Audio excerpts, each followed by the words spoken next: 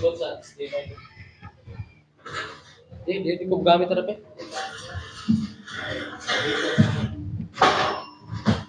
Okay, mayong punta kaya ano tanan magigsunan. Dalay ko ng Diyos dining kapuntagon.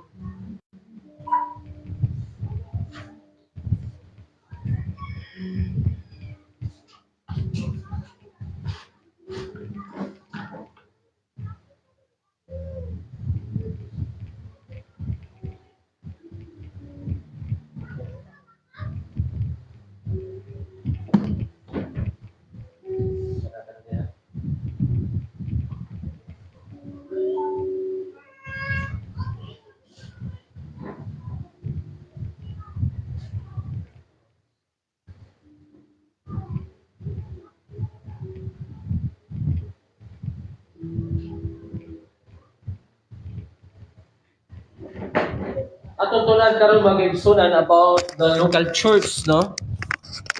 Aron masabtan nato ni siya ato ni siyang tun-an. Ako sa niyo open ako ang PowerPoints mga kaigsunan.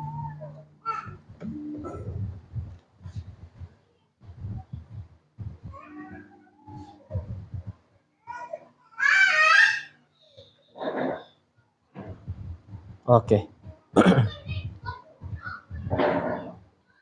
So mo niya to ang paghisgutan karon nga kabuntagon.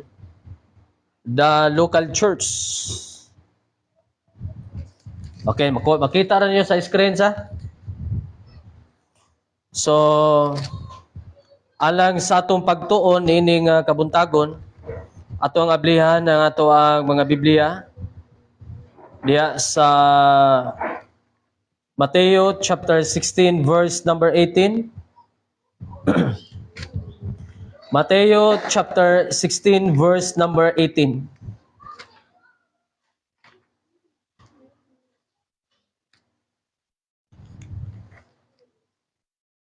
Nadiya nga to ang teksto niya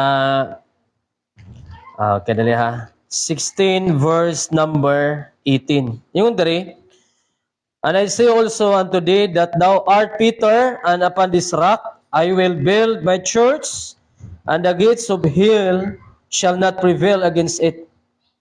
Verse number 19, and I will give unto thee the keys of the kingdom of heaven, and whatsoever shall thou bind on earth shall bound in heaven, and whatsoever thou shall loose on earth shall be loosed on heaven. Now, si Ginoong Hesukristo mga kaigsunan, nagtukod siya og usa ka iglesia. Okay? Unya ang gitukod niya nga iglesia usa ka lokal.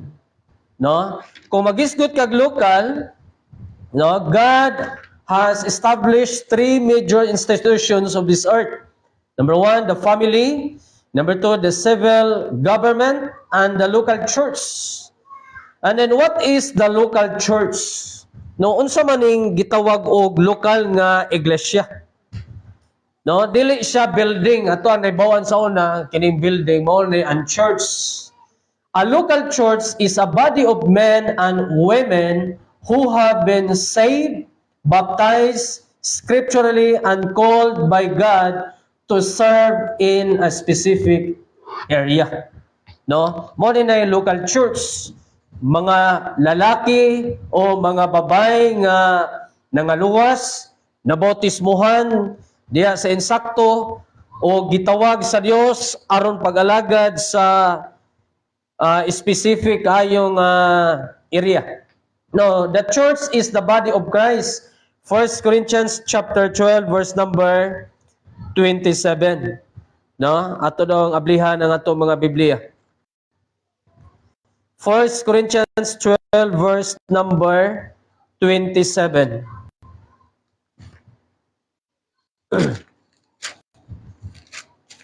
12:27. Karon kamo mao ang lawas ni Kristo, og mga bahin ang matag usa. So the church is the body of Christ. Dili siya literal ha. Gipakasama lang siya lawas ni Kristo ang iglesia kay si Kristo mauman ang ulo. No? Jesus is the head of the church. Matod pa sa Ephesians chapter 5 verse number, the husband is the head of the wife, even as Christ is the head of the church, and he is the savior of the body of Christ. So kita nga lawas ni Kristo, di ta mo'y magbuot, no? Si pastor, member lang sa church, ang mga membro, no? Kabahin lang sa iglesia, so walay magpalabaw-labaw, no? As a body of Christ, mga kaigsonan. And then matod pa ni Apostol Pablo, iyang gikumpara ang iglesia ngadto sa tawhanon nga lawas, no? 1 Corinthians chapter 12 verse number 14 to 20, even so the body is not made up of one part but of many. Now if the foot should say, because I am not a hand, I do not belong to the body, it would not for that reason to stop being part of the body. And if the ear should say, because I am not an eye, I do not belong to the body, it would not for that reason to stop being part of the body. So, wa magpasabot nga, kumingon ka nga, dili man ako ang ilong, dili ko kabahin sa lawas, no? Matod pa ni Apostol Pablo sa 1 Corinthians chapter 12. Ato daw pasahon sa Bisaya. Verse number 14. Kay ang lawas dili usa kabahin apan daghan, no? Sa tibuok natong lawas magaigsunan daghag bahin. Sa ulo, sa tong lawas, sa tong tiil, no? Daghang bahin mga kaigsunan, mausab ni ang iglesia sa atong Ginoong Hesukristo. Verse number 15. Kung ang tiil moingon tungod kay ako dili mao ang kamot, ako dili bahin sa lawas. Busa kini ba dili bahin sa lawas? O kung ang dalunggan moingon tungod kay ako dili mao ang mata, ako dili bahin sa lawas. Busa kini ba dili bahin sa lawas? Kung ang tibuok nga lawas mata, hain man ang pagpaminaw. Kung ang tibuok mao ang pagpaminaw, hain man ang pagpanimhot. Sibot pasabot. Kung ang tibuok lawas mga mata, so unsa may gamit sa pagpaminaw? No mo nagisulti ni Apostol Pablo. Kung ang tibuok lawas mao ang dalunggan, unsa may gamit sa mata nga mo'y mutanaw? No? So tanang kabahin sa iglesia doon nagi managlahi nga mga pangsyon mo ni ang gingon ganina mga igsonan sa what is the local church. A local church is a body of men and women who have been saved, no? Baptized scripturally and called by God to serve in a specific area. So sa tibuok iglesia managlahi tag pangsyon. No, di man ka pwede mingon nga di ko kabaw musulwining, di lang ko moapil. No, basin di ay og lahi ang imuhang calling, lahi ang imong ministry. Dili man tanan sa iglesia pastor. Dili man tanan sa iglesia mag-aawit, no? Managlahi ta og talent mo bitaw na nga sa ato ang mga pagtuon na agyud ang gitawag og pag-discover kung unsay atong mga commitment, kung unsay ato ang ministry diha sa ministry sa atong Ginoo. No, kung dili ka maayo mo gitar, basi maayo ka mo kanta. No, kay managlahi man itag function magigsunan. So, mao na siya ang gi-example ni Apostol Pablo nga ang iglesia gipakasama sa human body. Okay? So, dugang si Pablo, sa Apostol Pablo magigsunan, mao niya akong ginina gisulti, no? Paul compares the church to the human body, 1 Corinthians 12, 14 to 20. And then, ingon pa tayo, but in fact, God has placed the parts in the body, every one of them just as He wanted them to be. If they were all one part, where would the body be? No? Mao gyud. So, tanan yun, mo function yun dapat di ay no, ato yun ang i-discover kung asa dapita ta mahimong epektibo mga kaigsunan. So, it means that each member has a different function. Kung ang local church, the body of Christ, mga lalaki o babae nga mga membro nga naluwas o nabautismuhan, adunay specific function.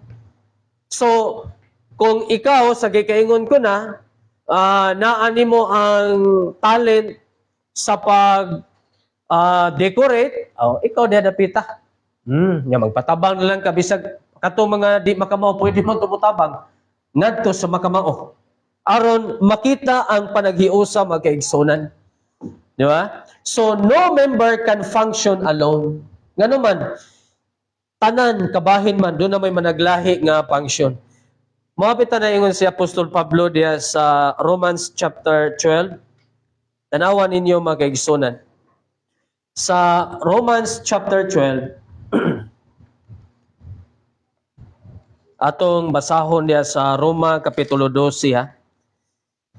Nagsulti si Apostol Pablo diya sa verse number 4. Magsugda na to sa Roma 12, versikulo 4. Kay maingon nga kita adunay daghang mga bahin diya sa usa ka lawas. Okay? So sa diha sa usa ka iglesia, dunay daghang bahin diya sa usa ka lawas.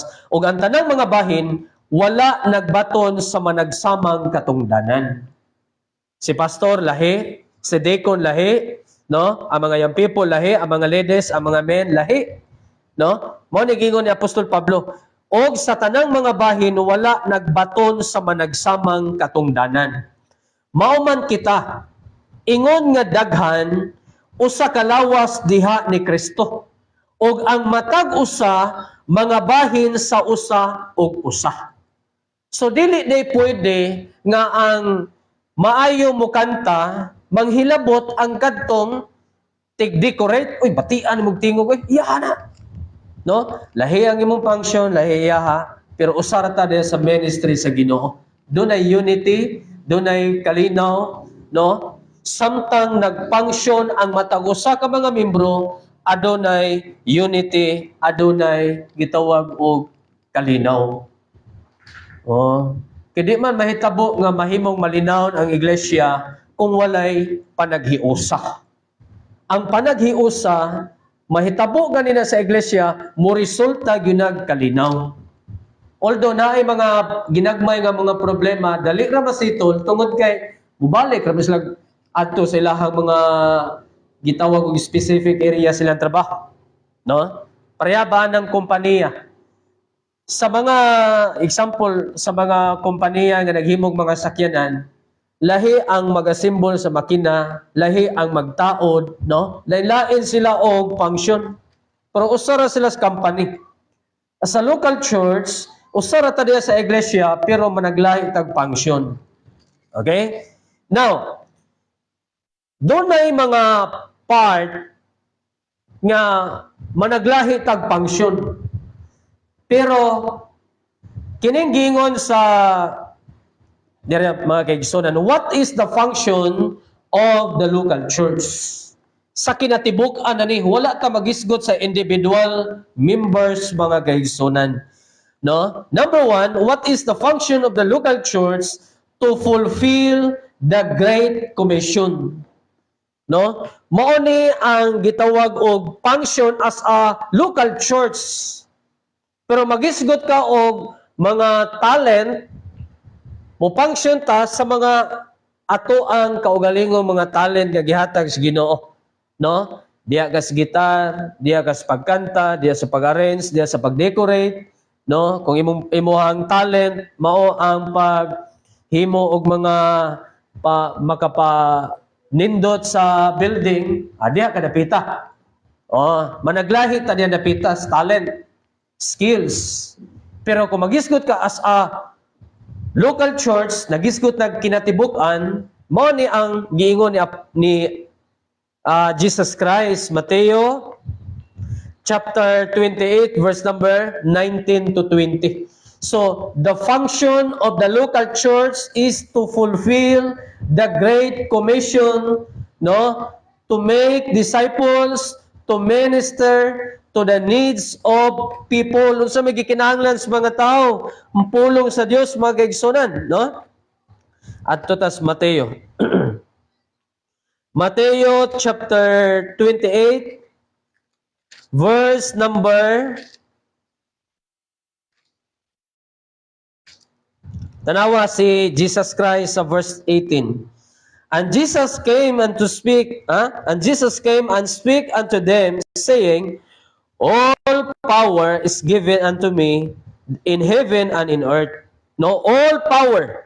The word power, mga kaigsunan, is nagisgot na og authority. Naa ni Kristo ang authority. So therefore, makahimo siya sa pagsugo sa iyang iglesia. Unsay sugo niya, verse 19. Go ye therefore and teach all nations. Teach all nations. Unsa may tudlo? The gospel. So this is the great commission of the local church. Okay? And then, baptizing them in the name of the Father, and of the Son, and of the Holy Ghost. Okay? And then, verse 20, teaching them to observe all things whatsoever I have commanded you, and lo, I am with you always, even unto the end of the world. So, to fulfill the Great Commission, no, to make disciples, imo na tong si Bisaya ng disciples ano sabi Brad? Disipulo, tinunan. Himuong magtutudlo ang gusto huna-huna. So, himuon na tong mga tinunan ang mga tao. Tinunan sa kaluwasan. Student, no? The word disciples, kung ako masayo sa Gregong pinulungan is matitis. No? Student, himuon na tong tinunan ang mga tao sa gospel. Tudluan. Mauni ang gospel. Ngaway laing makaluwas si Jesus Christ ra gyud. Okay? To minister to the needs of people. Now, how do I function in the body, in the church body? Okay? So, nagisgot ni siya sa individual magigsunan. Unsao man ako pag-function diha sa church nga lawas, no? Number 1, observe and learn. Number 2, participate. And number 3, lead. Aritas number 1, mga kaigsunan. As a member, no, kinahanglan makamao gyud mo observe o makakaton. Sa una, sa bago pa ko nalawas, observe gyud ko. Mao din siya ang soul winning. Pag-eskwela na ko seminary, first year ko, first year pa ko niya, bago pa ko nalawas ko 2008. August 31, 2008. Kanya, August, September, October, November, December, January, February, March, April, May, June. So, naas mga 10 months. Gikan sa kong pagaluwas, miabot og 10 months, pa-enroll ko seminary. Pag-enroll ko seminary, na may mga seminaryan dito nga dugay ng mga na membro, magdebate, no, pag debate sa mga nga batch, no, nya nagod may mga dugay na mga young people gyud sa simbahan, kabalo sila unsay mga false doctrine. Nya ako nagngangar taong ko dito kay 10 months bago po nuluwas. Isgot sila mga Calvinists, New Lighters, kung saan mo lagi pang-isgutan na observe na gyud ko. Nya sa pag-eskwela na gyud, mga doktrina, gipangisgutan, labi ng systematic theology, tanan, first year to fourth year, mag-usa, magnanga ko Pero ang akong ginabuhat, observe na gyud. Unya, ang angay i-take note. Kaya ang akong unahuna, muabot ra ang panahon nga makasabot og makatunan na kuning mga butana. Okay? Gilista ko na. Hanto karon na apa na sa kuwang mga notebook. Karon, uli ko sa Moscarcar, tudlo na ko Bible study. Lisod para nako tungod kay bago pa ko naluwas. Nya ipandolo dayon kang Bible study kay ilahang hunahuna sa mga membro, expert na ni kay seminaryan. Oh, nya kay bago pa man ka naluwas. Na ikaw sa kuyog na ko ang mga men sa church, mga deacon. Nya ako bago pa ko na membro. So, nag-expect ko nga sila ray mo dala sa Bible study kay unas tanan nangaraan na sila sa pagpangalagad, naniguwang na. Okay? Karon, pag-ingon nga, okay, Brother Mel, sugod na ta. Ako di muda sa Bible study di di na siya ako. Kung mo ba? Sige. Ang akong gihimo, kini si Brad Joshua, itong namatay na tanong nga deacon sa Karkar. Taas mo gito muda og ampo. Si Brad Joshua kung pampuon, kaya at least samtang mag-ampo siya, magtuon ko kadali. So siya kung gipampo, moto, Bible study na. So dito ko nakaingon nga, kinahanglan gyud nga mo-observe, no? Observe and learn, and then participate. Di man ka wala kay confident nga mo participate kung wala ka makakatun. Kung wala kay nakatunan, wa yung kay confident nga mo appeal, mo join. No? Example, kung dunay basketball team, unya wa ko mo observe unsay roles. Nya di ko kamao. Ganahan di ko mo appeal nga di mo ko kamao. Maggara-gara ra ko, magsamok-samok ra ko sa mao nga team. No? So how do I function in the church body? Number one, observe. No? Kanang observe kung sa binugoy pa na nga pagkaistorya, ayo patakagdasmag. Observary una. No? Aron makaibalo ka. Aron makakaton ka. Ayha ka mo participate. Sa diya mo participate na ka, number 3, lead. Di ba? Di man ka maka-lead, mga kaigsoon, di ka mao. So be patient.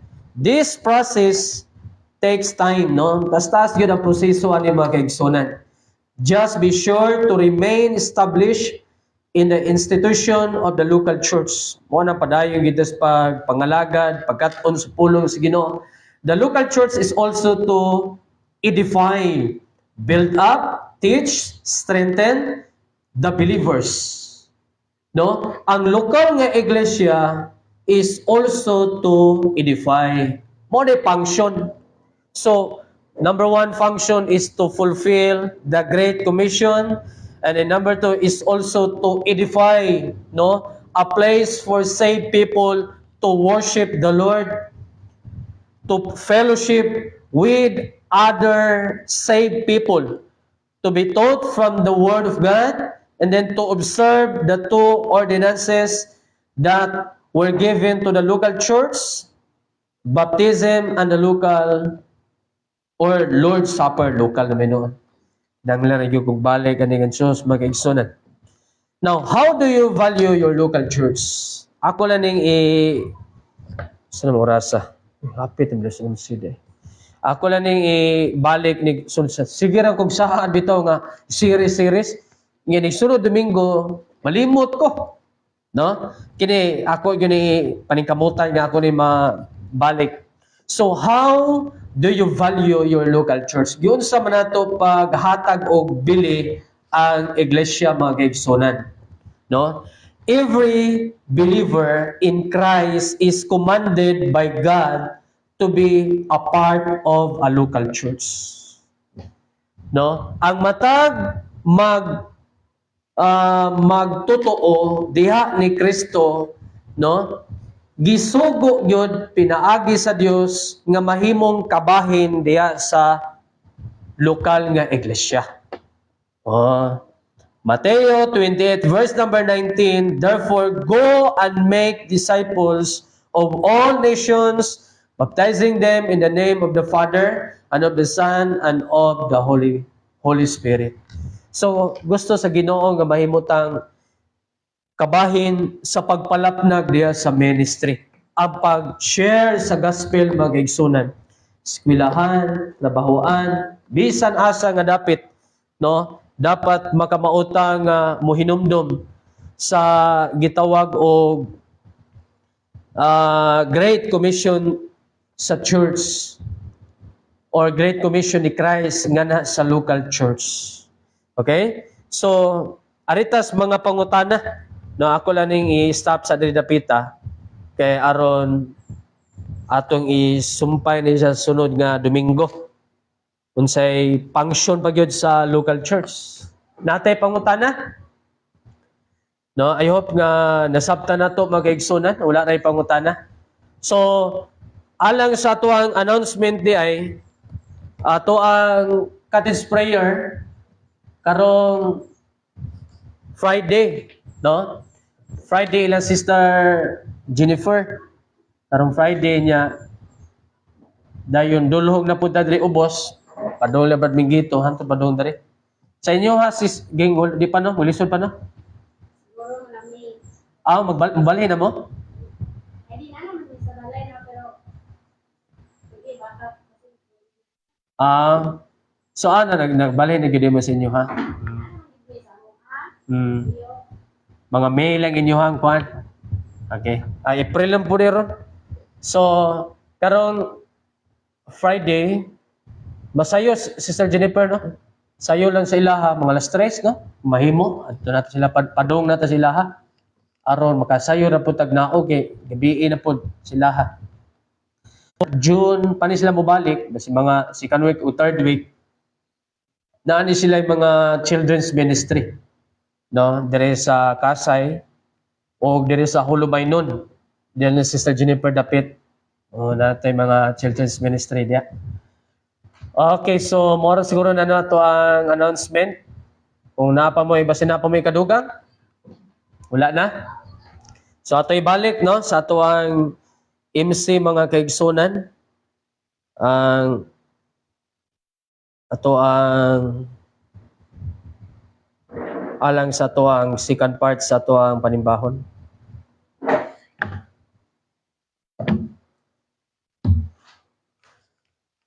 That's it.